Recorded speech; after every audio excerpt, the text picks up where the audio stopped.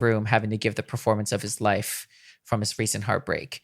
And not only that, but on top of it, nobody has heard anything remotely close to this from him. So, was this the right choice, or was this the direction he wanted to go at all? But, by the end of the day, as we fought through takes and we worked on getting each other's flow, we found a great rhythm, At the end of the day, we have a statement piece that definitively is the piece of art that truly can feel so proud of and so glad he didn't compromise on his values or where he wanted to, or what he wanted his legacy to be, regardless of what happens down the line. Like, that's a story that people can relate to. It's telling a relatable story, not like, love the synths on this bad boy. Yeah. Like, check out this thing. It's real. Like it's just real conversation, and it's not hard to piece together that I was involved, and that happens by proxy.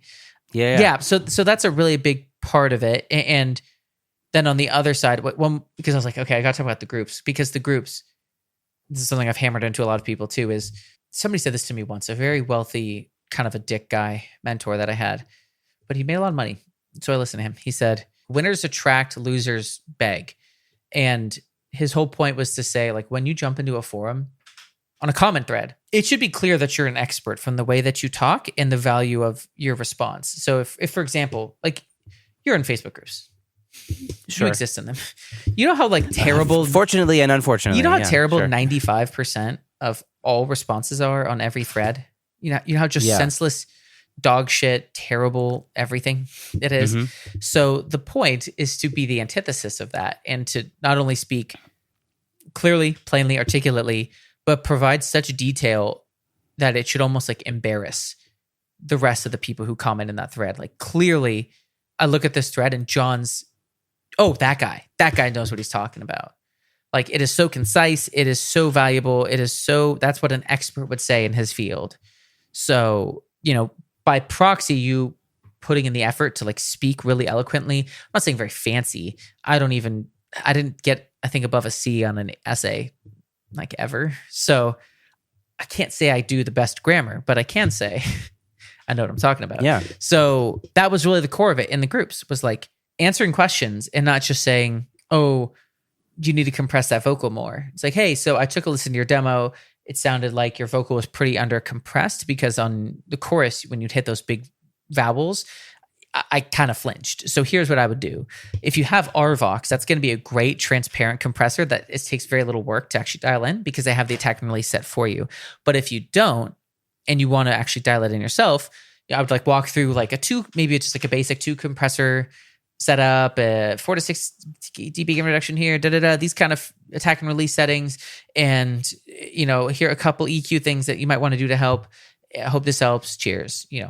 Like that amount of detail. So that's insane. Yeah. So now anybody who comes maybe on it's that not post, insane, but but isn't it funny though? It's like, it's funny. It's not that hard, but when you want to be seen as an expert, talk like an expert. Like, well, how does it take you to do these kind of things? Because I feel like this could be super time consuming. And I would do this in the gym between sets. Like, I would write, like, start a post, like then and then like do the next one, like finish writing it. When I would do indoor cardio, I would do it then. Like, I would just be on the treadmill, like just on an uphill, like kind of steep walk, like solid, when I was just grinding out posts in a Facebook group, the little moments in the day. And I used to dedicate like an hour to just conversations and like content, like pop out a quick, like, filming. I keep forgetting that this is, just me holding my phone, like playing something for 15 seconds and then talking about something, telling a cool story of something that happened in it. So some schmoosh of groups and creating. So it would make that part of my day, because nobody else is going to do it. So it had to become important for it to get done. So yeah, I would have to schedule it in, or just fit it in, and also learn boundaries with putting my phone away, which was its own balance, because it's so easy to get sucked into that, which was the other side of this. Like, then you want to respond to the comments on your badass comment, and and keep going down the rabbit hole. But if you schedule it out and take it as seriously as it is, like every business dedicates time to connecting with people. Yeah, it's no I mean, I think Yeah. I love what you said there about the boundaries and stuff. It's easy to think of it like, oh, this is a business move. I need to be on social media doing this stuff. But social media is designed obviously to distract us and keep our attention. So it is a dangerous. It's like a dangerous arena to kind of be playing in, if you know what I mean. Like it's like, cool, yeah, this is what I'm going to do an hour. Next thing you know, you're like waiting for the endorphin hits, from like the comments back, and it's not actually a safe playground to kind of do that stuff. It takes and I'm not definitely not perfect at it. Of course, it's taken a long time, and only I think recently those algorithms are good. Yeah, they're very good, and yeah. To say too, like I hope that people understand when I say like a conversation about like marketing or getting business to me is kind of, it's just not maybe quite how I think of it. I really look at it as I'm just making people aware that I do something. And then if it's like I'm opening a door and saying, would you like to go over here? That's all it is. And then I let them make that decision. And when I have conversations, and this is the thing too that trips people up, it's like I'll work with them on their content, on their strategy, on this approach, whatever. And they're like, oh, well, this person didn't, da, da, da. It's like, yeah, well, that's not the point.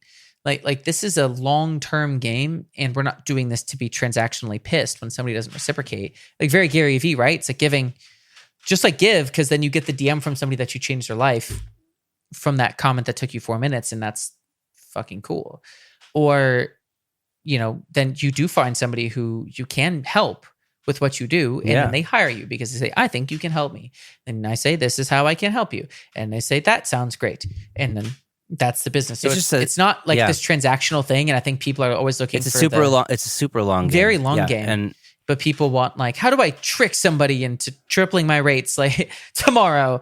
And I don't know, drugs, like I don't know, drugs could do it. Yeah, but that's. I feel like everyone likes to think that there's a fast way to get this, that, and the other, and there's no shortcuts in this industry. And you just gotta put the reps in, and eventually things stick. The only reason we're still doing it is because we're still doing it, right? Like it's you just keep at it, and that's why you're still in the game.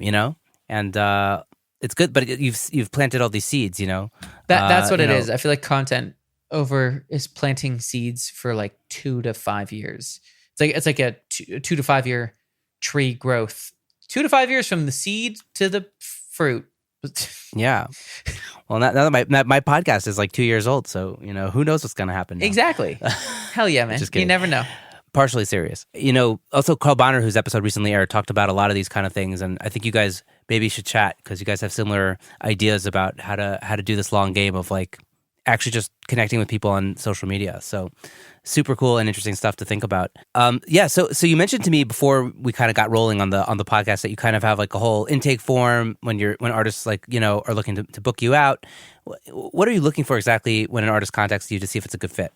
The biggest thing I'm looking for is that they aren't totally new, or if they are. And when I say totally new, I don't even mean like, oh, I won't work on your work with you on your debut release. I mean more new in the sense of there's like a mindset or like I think some lack of reality that exists with newer people. And that can be really difficult to work with. It just can. When somebody thinks that they're one song from everything happening for them, it's so funny that an artist I talked to right before we got on this call, I was actually trying to like shove them away on a call we had because I was worried about that. And I told them that like straight up. And I was like, yeah, I think that what you're looking to do is pretty unrealistic. And I just don't think that this is it. And like, I've taken it very seriously that somebody understands I want to say like what's realistic, but like I'm trying to underwhelm them.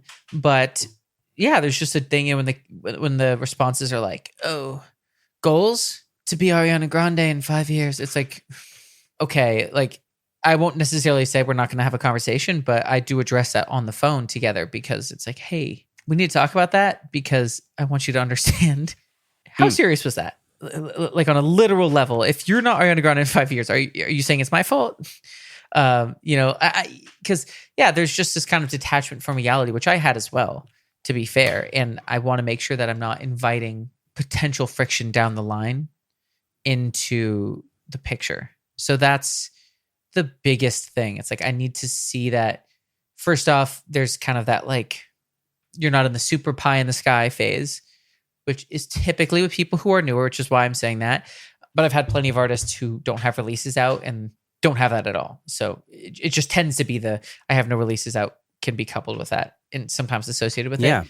Of course. The second thing is just there's also a way from how people answer questions and if they take it seriously or not. That lets me know, I think, how interested they are in actually putting in the work. When I talk about like, well, what are you working towards? And the answer is very blasé and very short or brief or vague. It's just like, okay, so you might be shopping around. You're maybe not that serious about working with me, and that's fine. But when somebody takes their time, it's like, okay, great. It's like I read that stuff. I go through the websites. I go through the SoundCloud links. I look at the Pinterest board. Everything that they give me, it's like I soak that in because like they're very serious and they're focused and they're hungry and yeah. So that's what I'm looking. Yeah, it's like seeing that they've maybe invested in actually taking it seriously. Like it's not something they blow through and just making sure it's not a pie in the sky problem. It's a good way to say it. I like that. The pie in the sky syndrome. Dude, so many people have it. And some of the best stuff I've worked on, has been stuff where like the person, it's like their first single and they're so precious about it and they think they're never going to write a song like that again, which is the reason why they're not going to write another song like that again. Yeah. And they never release it. And it's like, come on, just release the stupid song and there'll be another great song afterwards. Eventually, like people just can't get their head around the fact that this is not necessarily your masterpiece. And like, you're not going to have a masterpiece until you've put a bunch of stuff out. And it's just terrible. People got to stop being so precious. So many people are like racing against whatever number, like whatever age they think is the cutoff date. And I think it's impossible for them to understand that, like, I mean, I'm 20. Nobody wants to hear this from a 26-year-old. Trust me. But I think I'm one of the few, like 20. Am I 26? Am I 20? I don't know. You never told me your birth year. So I am. Okay. Sorry. I can only speculate here. Am I 27? When's your birthday? September 12th, right? So I'm 27. September 12th. Good day. 2 days before my anniversary. Hey, okay. Oh, I'm not used to saying 27. Okay. Nobody wants to hear this from a 27-year-old.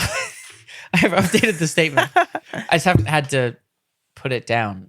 I don't know. You're in your late 20s, man. You just got to come to terms with it. Like I have to come to terms that I'm in my mid 30s. It's 34. No getting around it. I think Gary Vee helped me a lot with that. It's like, man, we're both fetuses in the scheme of like what can be done in a life. And yes, a lot of people I work with are my age or older, and once I hit 30, I got 2 years. It's just like, damn, you have so much life to experience and so much art to create off of that life. Take it easy. Each decade, yeah. I mean, definitely work hard and try to make everything happen that you can. But to put the deadline on it is just so exhausting. And yeah, then you don't end up creating your best because you're just in this perpetual fear state all the time.